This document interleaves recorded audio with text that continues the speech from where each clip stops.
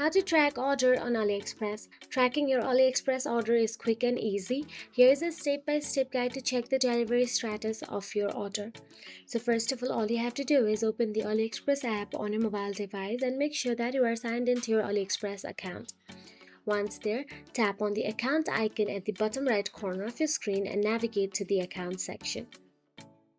Now, once inside the account, you can see there are to pay, to ship, shipped, and other options available. Simply tap on the shipped option available there. There you will get to see all the orders that has already been shipped. I do not have any orders available at this moment, but you will get to see your orders here, and where you can simply see track order or view detail option available as well. You will see shipping courier, tracking number, shipping status, tracking history, and here I have pasted a photo for you.